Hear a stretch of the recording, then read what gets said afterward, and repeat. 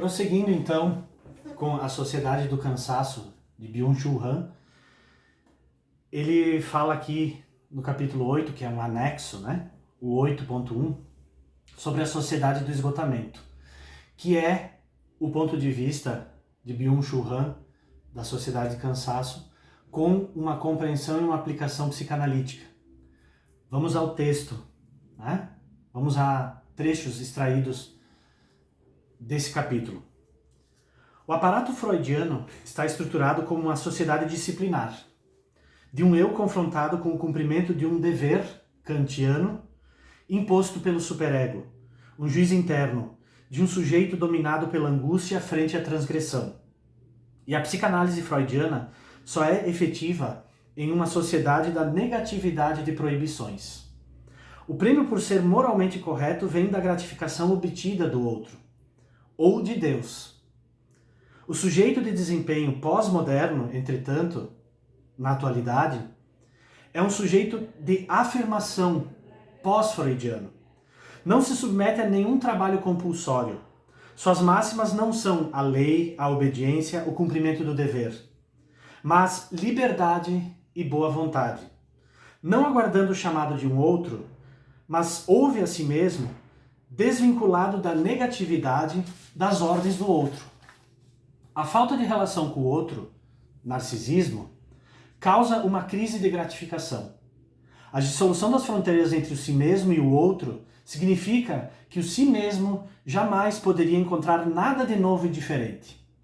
Ele será engolido e remodelado até que o si mesmo volte a se reconhecer ali e, com isso, o outro tornar-se insignificante. O eu difunde-se e torna-se difuso. Jamais alcança um ponto de gratificação, como na antiguidade, vivendo um sentimento de carência e culpa. Concorre consigo mesmo até sucumbir em burnout. Realizar-se e destruir-se aqui coincidem. O caráter ou forma da personalidade se funda pela negatividade da censura ao aparato psíquico,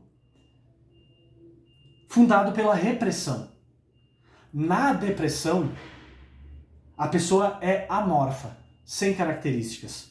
O homem sem caráter é o homem flexível, aquele que pode acolher toda e qualquer forma, papel, função, o que produz uma eficiência econômica elevada, como na pós-modernidade.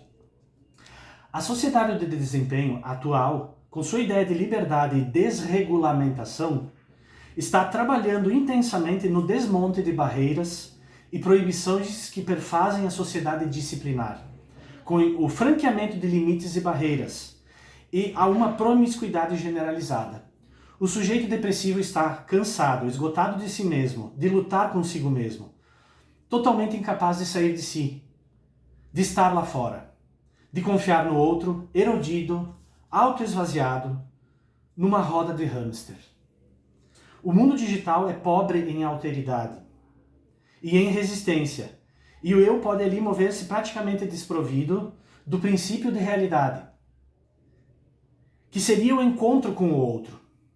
Ali o eu narcísico encontra-se consigo mesmo. A virtualização está fazendo desaparecer a realidade que nos oferece resistência.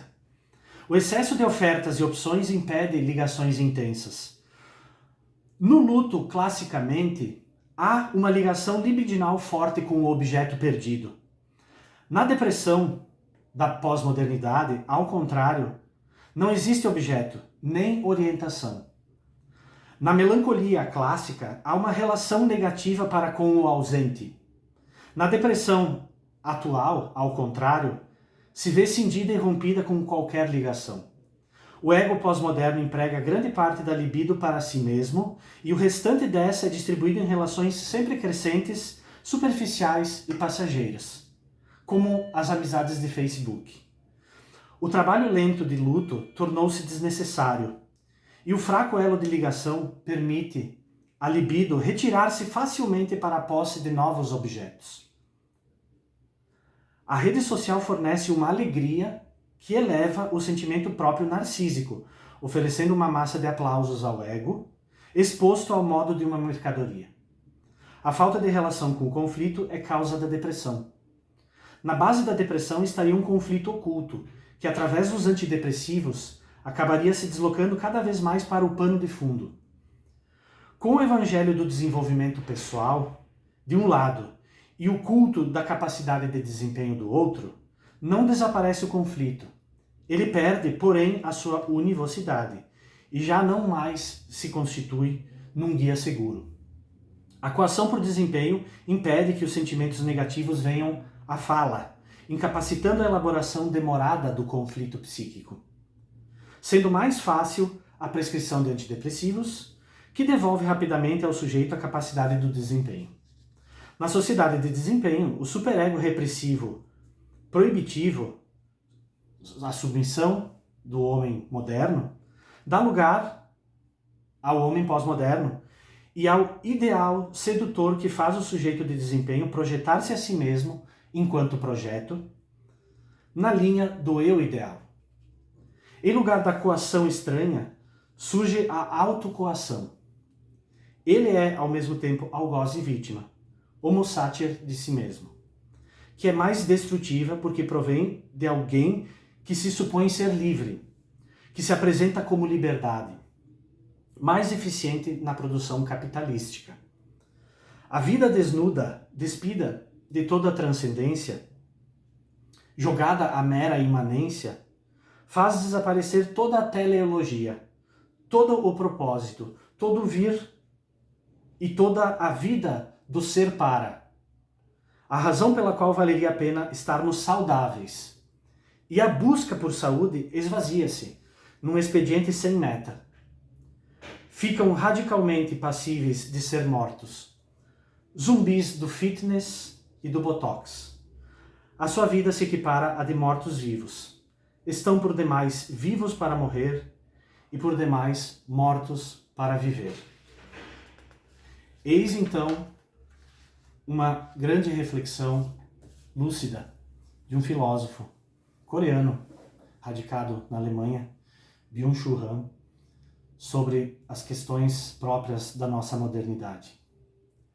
Questões essas que têm uma implicação muito importante do ponto de vista psicanalítico, sociológico, que implicam em um novo paradigma para o entendimento da formação da constituição da subjetividade humana e que também, como um instrumento filosófico, uma baliza importante e fundamental de ética na nossa prática como psicoterapeutas.